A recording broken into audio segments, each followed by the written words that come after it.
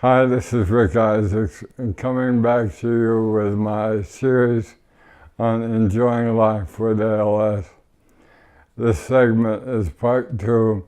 I call it strategies. There are some of the strategies that I found most beneficial in my journey through ALS, so I thought I would share them with you. The first thing I wanted to talk about is some of the benefits that these strategies might give for you. Obviously, some of the strategies that are in the plan of care that your ALS clinic or your neurologist might urge you to employ can be life-saving. They can literally save your life and prolong your life. So you want to be particularly interested in those. The second benefit, and this one is very near and dear to my heart, is conservation of energy. Now you might be wondering why I chose a jar full of spoons to illustrate this, but if you're familiar with spoon theory is that you wake up in the morning with a certain amount of spoons, and they represent the energy that you have for the entire day. Now, one morning you might wake up with 30 spoons to spend during the day, and other mornings you might wake up with only 8. But once you utilize that energy by spending spoons during the day, they're gone, and when they're all gone, you're basically done for the day. Now, to illustrate that, when you get up in the morning and you take a shower, well, that uses a lot of energy. It might use up, let's say, 8 spoons. And then getting dressed might use up another 3. And so you're already at 11 and you haven't even started your day. So you want to conserve those spoons during the day as much as you can and use them for things that you absolutely have to do or things that you really want to do. And that's my message, is we want to do the things that we want to do. Another benefit may be simply for life enjoyment. We're going to talk a little bit about being proactive, but a lot of these strategies are proactive in nature, meaning that you get them early so that they're there when you need them, kind of like a fire extinguisher. You want to get it before you need it, rather than need it before you have it. And finally, preventive, a lot of these are just plain common sense, safety-wise in nature. The next thing I want to talk to you about is obstacles that we as ALS and patients might put out to employing these strategies or interventions that might be suggested by your ALS clinic or neurologist. We're an ornery bunch, and we sometimes resist doing things, so we just, for whatever reason, don't think it's the right thing for us. The number one thing, you can see that scary face, is fear. A lot of these interventions can be overwhelming. They might scare us, and you might be afraid of them. And the only way around that is to learn more about it and understand why we're using it and overcome that fear. Another might be you're simply unaware that this strategy exists, and by learning about it, you can employ it out. One of my favorites is that little girl saying, "Hey, that's not me." You know, that's kind of basically when you say you don't think you're ready for that, you're not there yet, and you might say, "Hey, that's not me, that's for somebody else." Well, at some point it really is for you. We all are procrastinators, and it's very easy to procrastinate in some of these things, and you take your time, and sometimes you can procrastinate yourself out of the window where it can be useful. So don't procrastinate. Keep it on the front burner, make a decision, and go one way or the other. Stubborn, well, you know, we all can be stubborn. My wife thinks I'm quite stubborn, and I employ that strategy and throw that obstacle out quite a bit. And lastly, some of these things simply take time, and it might not be instantaneous. It might not be something that you get benefit right away, and it might be something that takes some time to get used to. So you need to take that time and don't give up. The first couple of strategies I wanted to talk to you about fall under a heading what I call battling fatigue. Now, fatigue is one of our biggest problems. It's probably number one on my hit list. You know, a lot of things can make me tired. You know, I once had a neurologist that told me that because of your you know, those fasciculations and twitching in your muscles and the motor neurons firing all the time and your muscles not responding, it's like running a 10K every day. So your body, even when you're at rest, is humming along, burning up calories and using up energy. So battling fatigue is a really major concern for all of us. Probably what I have found to be the most beneficial intervention is using a respiratory assisted device. I call it my BFF. It really is my best friend, and I was lucky, I guess. When I was first diagnosed, I had sleep apnea, and I say lucky because that enabled me to get switch from a CPAP to a respiratory assisted device.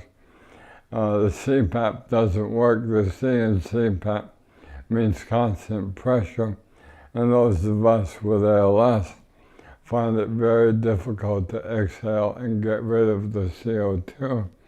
So constant pressure is not something we want because it's very hard for us to breathe against that constant pressure.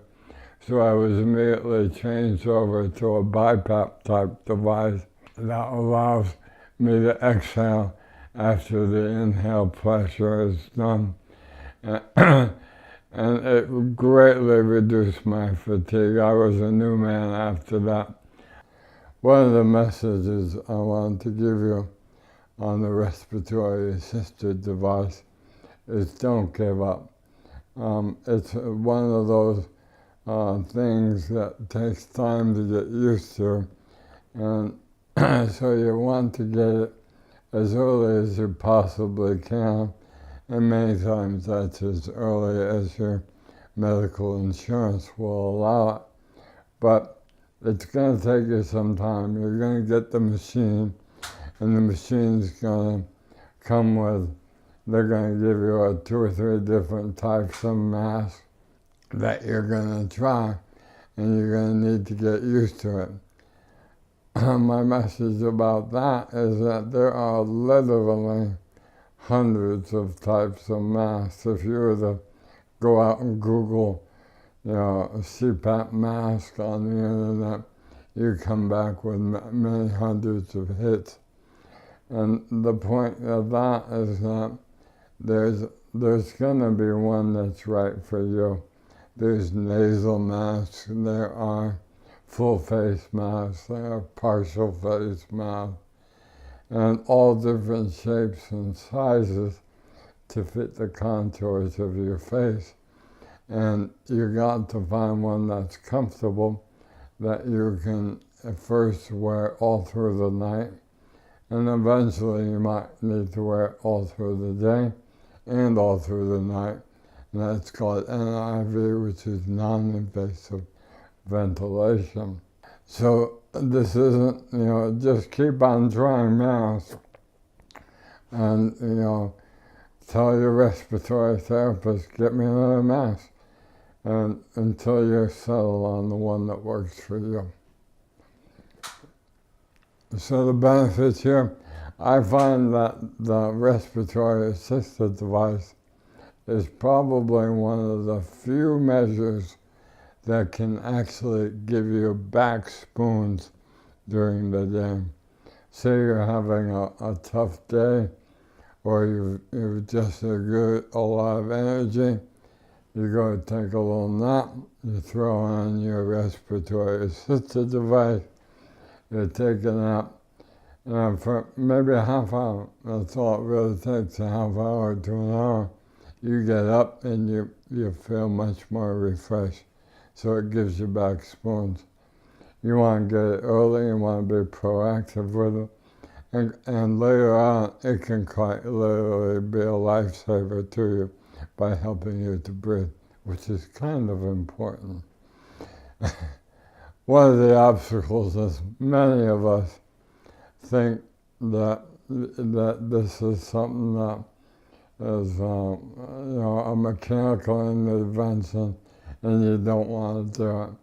So don't say, that's not me. It's not a tracheostomy. You're putting a mask on, it helps you breathe, it improves your quality of life. Don't be stubborn about it, and just take the time it takes to get used to it. My next strategy for battling fatigue is this wheelchair. It's once again another best friend. It is a huge energy saver. Wheelchairs aren't only for those who can't walk. I can walk. I can even climb stairs with a little bit of help. And the point is, I can't walk very far.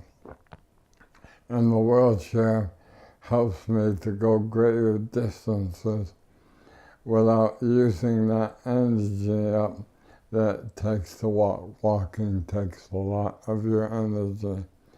So I want to save that energy to, rather than walk across the street to see my friend, I'll take my chair.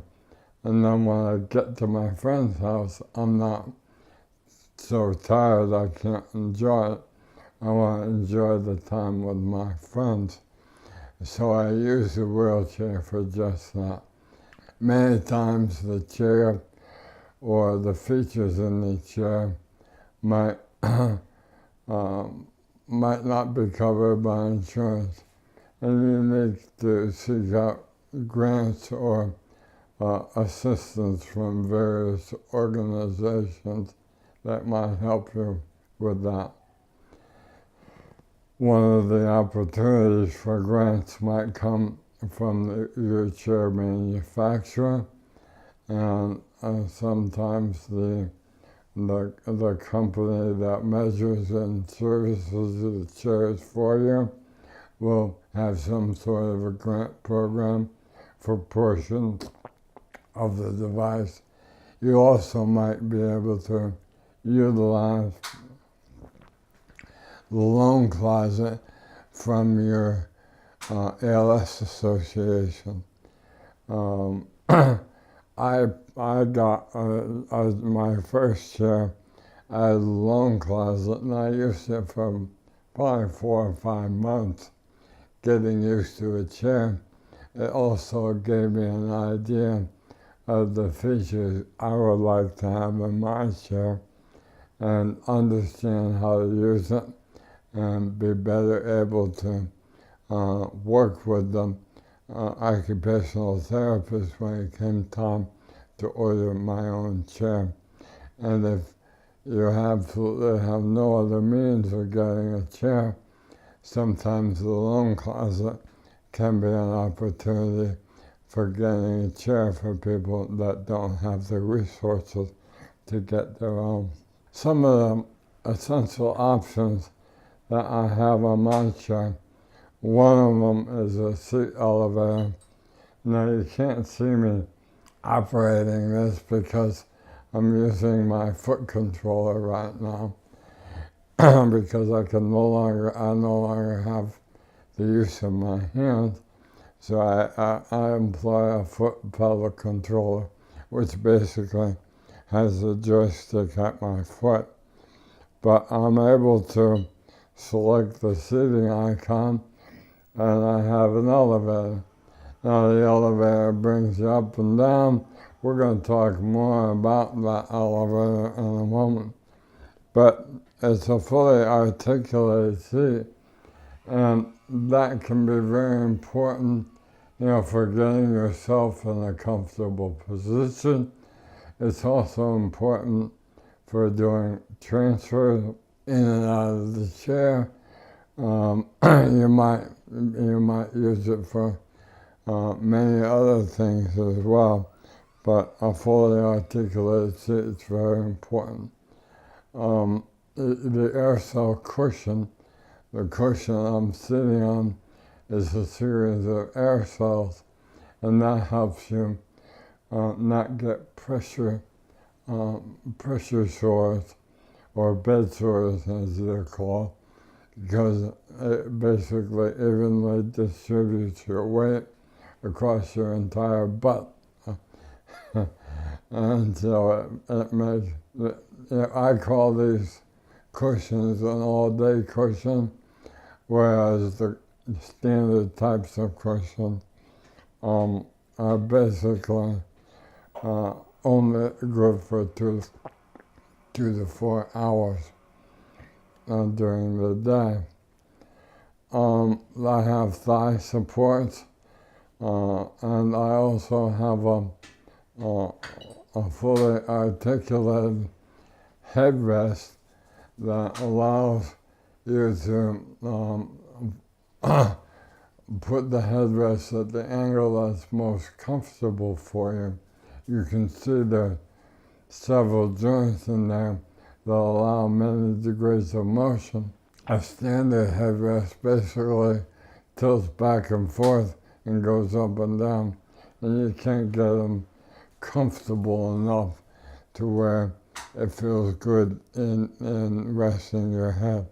And, like any of your ALS muscles, many times we lose the muscles in our neck.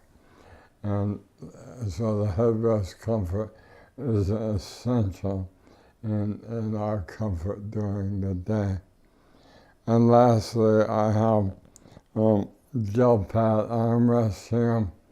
And these gel pad armrests are more comfortable than the leatherette vinyl that they put on the standard armrest, and you don't sweat as much. And speaking of sweating, I chose to get a fabric seat cover on the back because the leather seat cover, which is more durable, made me sweat, especially in the Alabama heat down there. And in the morning when I got up and I don't have a shirt on, and I'm getting, my wife is working with my feeding tube. If you lean back on a cold leather seat, it sends a shockwave through your system. So I prefer the fabric. So put in for it, no matter whether you think they'll cover it or not. All they can do is say no. You can probably make a case, but at least you should try. The only thing's not covered on here, I have a USB port for charging my mobile devices. I have an iPad holder, which you don't see here today.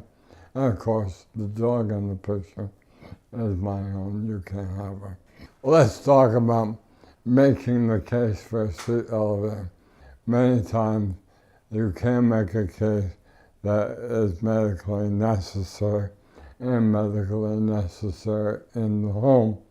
You know, one of the benefits of a seat elevator is it can help you transfer from your chair into bed or into another chair in the house, a frequent home application. It also is good for my wife when she maintains and feeds me through my feeding term. The elevator puts her up at a better height for her to do that and make it easier to go through that process. And very simply, using in the home for kitchen access. If you had a seat elevator, you might be able to reach things and locate things so that you can live a normal life in your home. Eye-to-eye communication is important. Many times you might be talking with someone, and so if you're sitting down low, you end up doing things like this and to try to talk with people. Whereas if you had an elevator, you could be at their height. Makes it easier, reduces neck and back pain. Lastly, one of the things that my wife and I use it for is doing physical therapy in the home. I showed you the articulation of the seat. I can raise my feet, lower my back, and angle myself in any way so that my wife can perform physical therapy. Benefit, once again, you save spoons, you're not walking. It's proactive, it keeps you from falling. Lastly, I want to talk about the pride obstacle. It gets its own special slide. I find this especially about men with wheelchairs. You know, you're that big manly guy, and you don't think that being in a wheelchair is a manly thing to do. And you say, oh, wait a minute, I don't need that. You know, I can walk fine, really. Well, I can walk fine, really, but I don't want to fall. And don't kid yourself by saying, well, if I put myself in a wheelchair, that is like giving up that I'll never walk again. Well, I still walk. I'm not giving up. I'm saving energy. And oh, by the way, there's much less likelihood that I'll fall and hit my head. You know I don't have any arms or arm strength anymore. So if I were to fall, or if you have no arms strength, and you were to fall, you're going to hit your head, and that is going to cause untold problems. So don't, put your pride aside and consider the wheelchair for safety's sake.